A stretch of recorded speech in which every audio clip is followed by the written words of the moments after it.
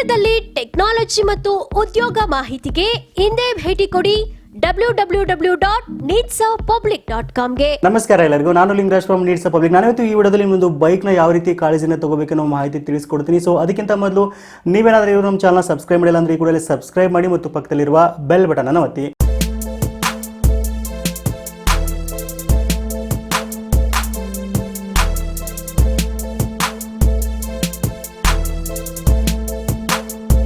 ಸ್ನೇಹಿತರೆ, ಒಂದು ಬೈಕ್ ತೊಗೋಬೇಕಂತ ತುಂಬ ಜನರ ಒಂದು ಡ್ರೀಮ್ ಆಗಿರುತ್ತೆ. ಒಂದು FZ ಬೈಕ್ ತೊಗೋಬೇಕು, ರೇಸಿಂಗ್ ಬೈಕ್ ತೊಗೋಬೇಕು, ಬುಲೆಟ್ ತೊಗೋಬೇಕು, ಪಲ್ಸರ್ ತೊಗೋಬೇಕಂತ ತುಂಬ ಒಂದು ಡ್ರೀಮ್ ಇಟ್ಕೊಂಡಿರ್ತಾರೆ. ಅದೇ ಪ್ರಕಾರ ಒಂದು ಬೈಕನ್ನು ತೊಗೋತೀರಾ. ಬಟ್ ಬೈಕ್ ತೊಗೊಂಡ್ಮೇಲೆ ಅದನ್ನು ಯಾವ ರೀತಿ ಕಾಳಜಿ ಮಾಡಬೇಕು ಅನ್ನೋದನ್ನು ಮರ್ತು ಬಿಡ್ತೀರಾ. ಸೊ ನೀವು ಹೇಗೆ ಡೈಲಿ ಆಫೀಸ್ಗೆ ಹೋಗುವಾಗ ನೀಟಾಗಿ ಸ್ನಾನ ಮಾಡಿಕೊಂಡು ರೆಡಿಯಾಗಿ ಹೆಂಗೆ ಹೋಗ್ತಿರೋ ಅದೇ ರೀತಿಯಾಗಿ ನಿಮ್ಮೊಂದು ಬೈಕನ್ನು ಕೂಡ ನೀವು ಕಾಳಜಿ ತೊಗೋಬೇಕಾಗುತ್ತೆ. ನೀವೇನಾದರೂ ನಿಮ್ಮೊಂದು ಬೈಕ್ನ ತುಂಬ ಇಷ್ಟಪಡ್ತೀರಾ, ಬೈಕ್ನ ತುಂಬ ಲವ್ ಮಾಡ್ತೀರಾ ಅನ್ನೋದಾದ್ರೆ ಒಂದು ವಿಡಿಯೋನ ಮಿಸ್ ಮಾಡಿದೆ, ಲೈಕ್ ಮಾಡಿ. ಸೊ ಹಾಗಾದರೆ ನೋಡ್ತಾ ಹೋಗೋಣ ಯಾವ್ಯಾವ ಒಂದು ಕಾಳಜಿನ ತೊಗೋಬೇಕು ಬೈಕ್ನ ಬಗ್ಗೆ ಅಂತ. ಸೊ ಪ್ರತಿದಿನ ನಿಮ್ಮೊಂದು ಬೈಕ್ನ ಅಬ್ಸರ್ವ್ ಮಾಡ್ತಾ ಇರಿ, ನೋಡ್ತಾ ಇರಿ ಬೈಕ್ನ ಏನಾದರೂ ಪಾರ್ಟ್ಸ್ ಹೋಗಿದೆಯಾ ಅಥವಾ ಏನಾದರೂ ಅದಕ್ಕೆ ಇಶ್ಯೂ ಆಗಿದೆ, ಏನಾದರೂ ಪ್ರಾಬ್ಲಮ್ ಆಗಿದೆ ಅಂತ ಡೈಲಿ ನೋಡ್ತಾ ಇರಿ. ಒಂದು 5 ನಿಮಿಷ ಟೈಮ್ ಕೊಡೋದಕ್ಕೆ. ಅದಾದಮೇಲೆ ಪ್ರತಿ ಭಾನುವಾರ ನಿಮ್ಗೆಲ್ರಿಗೂ ರಜೆ ಇದ್ದೇ ಇರುತ್ತೆ. ಒಂದು ರಜೆಯ ದಿನಗಳಲ್ಲಿ ಆ ಒಂದು ಬೈಕನ್ನು ನೀಟಾಗಿ ತೊಳಿರಿ ಅಂದರೆ ನೀವು ಹೋಗ್ಬಿಟ್ಟು ಒಂದು ವಾಟರ್ ವಾಶ್ ಮಾಡಿ 100 ರೂಪಾಯಿ ಕೊಟ್ಟು 50 ರೂಪಾಯಿ ಕೊಟ್ಟು ಅಂತ ಹೇಳ್ತಾ ಇಲ್ಲ. ಬದಲಾಗಿ ಒಂದು ಬಕೆಟ್ ನೀರಲ್ಲಿ ನೀಟಾಗಿ ಅದನ್ನು ತೊಳೆದು ಒಂಥರ ಶೈನಾಗಿ ಹೊಳೆಯೋ ಥರ ನೋಡ್ಕೊಳ್ಳಿ ಬೈಕ್ನ. ಯಾಕಂದರೆ ನೀವು ಆ ಬೈಕ್ ಮೇಲೆ ಹೋಗುವಾಗ ಅದು ಚೆನ್ನಾಗಿ ಕಾಣ್ತು ಅಂತಂದರೆ ತುಂಬ ಹ್ಯಾಂಡ್ಸಮಾಗಿ ಕಾಣ್ತೀರಾ, ನೀವು ತುಂಬ ಲುಕ್ಕಾಗಿ ಕಾಣ್ತೀರಾ ಅಂತ ಹೇಳ್ತಾ ಇದ್ದೀನಿ.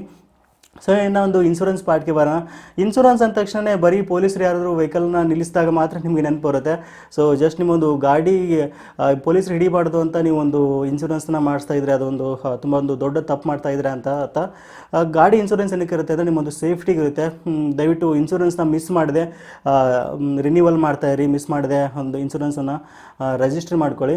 ಸೊ ಒಂದು ಇನ್ಶೂರೆನ್ಸ್ ಬಗ್ಗೆ ಟಿಪ್ಸ್ ನೋಡೋದಾದರೆ ಯಾವತ್ತು ಇನ್ಶೂರೆನ್ಸ್ನ ಒಂದು ಮ್ಯಾನ್ಯಲ್ ಹೋಗಿಬಿಟ್ಟು ಆಫೀಸ್ಗೆ ಹೋಗ್ಬಿಟ್ಟು ಪರ್ಚೇಸ್ ಮಾಡಿಬಿಡಿ, ಯಾವುದೊಂದು ಶೋರೂಮಲ್ಲಿ ಪರ್ಚೇಸ್ ಮಾಡಿಬಿಡಿ. ಬದಲಾಗಿ ನಿಮ್ಮೊಂದು ಮೊಬೈಲ್ ಫೋನಲ್ಲಿ ಆನ್ಲೈನಲ್ಲೇ ನೀವು ಪರ್ಚೇಸ್ ಮಾಡ್ಬೋದು. ಅಂದರೆ ನಿಮಗೆ ಯಾವುದೇ ಒಂದು ಥರ್ಡ್ ಪರ್ಸನ್ ಇಲ್ಲಿ ಎಂಟ್ರಿ ಆಗಿ ಬರಲ್ಲ. ಆಮೇಲೆ ನೀವು ಹಾರ್ಡ್ ಕಾಪಿನಲ್ಲಿ ಜೆರಾಕ್ಸ್ ಮಾಡಿ ಕೊಡೋ ಅವಶ್ಯಕತೆ ಇರಲ್ಲ. ನಿಮಗೆ ಸ್ವಲ್ಪ ದುಡ್ಡು ಉಳಿತಾಯ ಆಗುತ್ತೆ ಆನ್ಲೈನಲ್ಲಿ ಪರ್ಚೇಸ್ ಮಾಡಿದರೆ. ಸೊ ಯಾವತ್ತು ನಿಮ್ಮ ಮೊಬೈಲ್ ಫೋನಿಂದಲೇ ನೀವು ಒಂದು ಆನ್ಲೈನಲ್ಲಿ ನೀವು ರಿಜಿಸ್ಟರ್ ಮಾಡ್ಬೋದು, ಇನ್ಶೂರೆನ್ಸ್ಗೆ ಅಪ್ಲೈ ಮಾಡ್ಬೋದು. ಆಮೇಲೆ ಒಂದು ಇನ್ಶೂರೆನ್ಸನ್ನು ಖರೀದಿ ಮಾಡುವಾಗ, ಇನ್ಶೂರೆನ್ಸ್ ರಿಜಿಸ್ಟರ್ ಮಾಡುವಾಗ ಯಾವುದೇ ಒಂದೇ ಒಂದು ಕಂಪ್ನಿಗೆ ನೀವು ಸ್ಟಿಕ್ ಆಗಬೇಡಿ. ಹೋಮ್ವರ್ಕ್ ಮಾಡಿ ಮನೇಲಿ ಕೂತ್ಕೊಂಡು ಯಾವುದನ್ನು ಇನ್ಶೂರೆನ್ಸ್ ತೊಗೊಂಡ್ರೆ ನಮ್ಗೆ ಎಷ್ಟು ಫೆಸಿಲಿಟಿ ಸಿಗುತ್ತೆ, ಎಷ್ಟು ಹಣ ನಮಗೆ ಡಿಸ್ಕೌಂಟ್ ಸಿಗುತ್ತೆ, ಎಷ್ಟು ಕಡಿಮೆ ಬೆಲೆಗೆ ಅತ್ಯುತ್ತಮ ಒಂದು ಪ್ಯಾಕ್ಗಳು ಸಿಗ್ತಾ ಇದೆ ಅನ್ನೋದನ್ನು ನೀವು ಕೂತ್ಕೊಂಡು ಸ್ವಲ್ಪ ಸ್ಟಡಿ ಮಾಡಿಬಿಟ್ಟು ನೀವು ಖರೀದಿ ಮಾಡ್ಬೋದು. ನೀವು ಇವಾಗ ಕೇಳ್ಬೋದು ಹಾಗಿದ್ರೆ ಯಾವ ಇನ್ಶೂರೆನ್ಸ್ ಬೆಸ್ಟ್ ಬೈಕಿಗೆ ಅಂತ. ಸೊ ಯಾವುದೋ ಒಂದು ಬೆಸ್ಟ್ ಇನ್ಶೂರೆನ್ಸ್ ಯಾವುದು, ಆಮೇಲೆ ಅದರ ಫೀಚರ್ಸ್ ಏನು, ಎಲ್ಲ ಒಂದು ಮಾಹಿತಿ ನಾನು ವಿಡಿಯೋದ ಡಿಸ್ಕ್ರಿಪ್ಷನಲ್ಲಿ ಒಂದು ಲಿಂಕನ್ನು ಕೊಟ್ಟಿದ್ದೀನಿ. ಅದ್ರ ಮೇಲೆ ಜಸ್ಟ್ ಕ್ಲಿಕ್ ಮಾಡೋದ್ರ ಮೂಲಕ ನೀವು ಒಂದು ಇನ್ಶೂರೆನ್ಸ್ ಕಂಪ್ನಿಗಳ ಬಗ್ಗೆ ಅದರ ಕೊಡ್ತಕ್ಕಂಥ ಪ್ಯಾಕ್ಗಳ ಬಗ್ಗೆ ನೀವು ತಿಳ್ಕೊಬೋದು.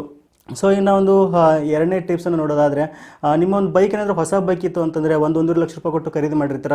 ಆ ಒಂದು ಟೈಮ್ನಲ್ಲಿ ಒಂದು ಕಂಪೆನ್ಸೇಷನ್ ಪ್ಯಾಕನ್ನು, ಪ್ರೀಮಿಯಂ ಪ್ಯಾಕನ್ನು ತೊಗೊಳ್ಳಿ. ಪ್ರೀಮಿಯಂ ಪ್ಯಾಕ್ ಅಂದರೆ ನಿಮಗೆ ಅಲ್ಲಿ 3 ರೀತಿಯ ಲಾಭ ಇರುತ್ತೆ. ಏನಾದರೂ ಇನ್ ಕೇಸ್ ಅಪಘಾತ ಆಯಿತು ಅಂದರೆ ಬೈಕ್ಗೂ ಇನ್ಶೂರೆನ್ಸ್ ಇರುತ್ತೆ, ನಿಮಗೂ ಇರುತ್ತೆ, ಥರ್ಡ್ ಪಾರ್ಟಿಗೆ ಇರುತ್ತೆ. ಸೊ ಒಂದು 3,000-3,500 ರೂಪಾಯಲ್ಲಿ ನಿಮ್ಗೆ ಸಿಗುತ್ತೆ. ಇದನ್ನು ಚೂಸ್ ಮಾಡಿ ಅಂತ ಹೇಳ್ತೀನಿ. ಆಮೇಲೆ ಇನ್ನೊಂದು, ನಿಮ್ಮ ಬೈಕ್ ಏನಾದರೂ ಓಲ್ಡ್ ಆಗಿತ್ತು ಅಂದರೆ ಒಂದು 2 ವರ್ಷ 3 ವರ್ಷ ಒಂದು ಹಳೆದಿತ್ತು, ಡಿಪ್ರೆಷನ್ ಮೋಡಲ್ಲಿತ್ತು ಅಂತಂದರೆ ಸೊ ಅದಕ್ಕೆ ನೀವು ಜಸ್ಟ್ ಥರ್ಡ್ ಪಾರ್ಟಿ ಒಂದು ಇನ್ಶೂರೆನ್ಸ್ ತೊಗೊಳಕ್ಕೆ ಅಡ್ಡಿಲ್ಲ. ಯಾಕಂದರೆ ಆಲ್ರೆಡಿ ಬೈಕಲ್ಲಿ ಒಂದು 3-4 ವರ್ಷ ಯೂಸ್ ಮಾಡಿರ್ತೀರ, ಅದಕ್ಕೆ ಕಂಪೆನ್ಸೇಷನ್ ಪ್ಯಾಕ್ ತೊಗೊಂಡ್ರೆ ಅಷ್ಟು ಉಪಯೋಗ ಅನಿಸಲ್ಲ. ಸೊ ಅದಕ್ಕೋಸ್ಕರ ಅದಕ್ಕೆ ನೀವು ಪ್ರಿಫರ್ ಮಾಡ್ಬೋದು ಅಂತ ಹೇಳ್ತಾ ಇದ್ದೀನಿ ಅಷ್ಟೇ. ಸೊ ಇನ್ನು ನಿಮ್ಮೊಂದು ಬೈಕಿಗೆ ಒಂದು ಆ್ಯಂಟಿ ಥಿಫ್ಟ್ ಡಿವೈಸನ್ನು ಹಾಕಿದರೆ ನಿಮಗೆ ಸ್ವಲ್ಪ ಡಿಸ್ಕೌಂಟ್ ಸಿಗುತ್ತೆ ಇನ್ಶೂರೆನ್ಸಲ್ಲಿ. ಆ್ಯಂಟಿ ಥಿಫ್ಟ್ ಡಿವೈಸ್ ಅಂದರೆ ಏನಂದರೆ ಇಲ್ಲಿ ನೋಡಿ, ಇದು ನನ್ನ ಬೈಕಿಗೆ ಹಾಕಿದ್ದೀನಿ ನಾನು. ಇದು GPS ಟ್ರ್ಯಾಕಿಂಗ್. ಇದು ನಿಮ್ಮ ಮೊಬೈಲ್ ಫೋನಲ್ಲಿ ನಿಮ್ಮ ಬೈಕ್ನ ಟ್ರ್ಯಾಕ್ ಮಾಡೋದು. ಯಾರಾದರೂ ಕದ್ಕೊಂಡು ಹೋಗ್ತಾ ಇದ್ದರೆ ಅಥವಾ ಫ್ರೆಂಡ್ಸ್ ಯಾರು ಬೈಕ್ ತೊಗೊಂಡು ಹೋದರೆ ಎಲ್ಲಿದ್ದಾರೆ ಏನೋ ಅಂತ ನೀವು ಇದಕ್ಕೆ ಒಂದು 3,000-3,500 ರೂಪಾಯಿ ಆಗುತ್ತೆ. ಇದ್ರ ಬಗ್ಗೆ ವಿಡಿಯೋ ಕೂಡ ಮಾಡಿದೆ, ನೀವು ಪರ್ಚೇಸ್ ಮಾಡ್ಬೋದು. 1.5 ಲಕ್ಷ ಕೊಟ್ಟು ಬೈಕ್ ತೊಗೊಂಡಿದ್ರೆ ಅಂದರೆ ಇದು ನಿಮ್ಗೆ ದೊಡ್ಡದು ಅನ್ಸಲ್ಲ, ಮಾಡ್ಬೋದು. ನಿಮ್ಗೆ ಏನಾದರೂ ಇಷ್ಟ ಆಗಿತ್ತು ಅಂತಂದರೆ ನೀವೇನಾದರೂ ಆ್ಯಂಟಿ ಥಿಫ್ಟ್ ಡಿವೈಸ್ ಹಾಕಿಸಿದ್ರೆ ನಿಮಗೆ ಸ್ವಲ್ಪ ಡಿಸ್ಕೌಂಟ್ ಸಿಗುತ್ತೆ ಒಂದು ಕಂಪೆನ್ಸೇಷನ್ ಪ್ಯಾಕಲ್ಲಿ.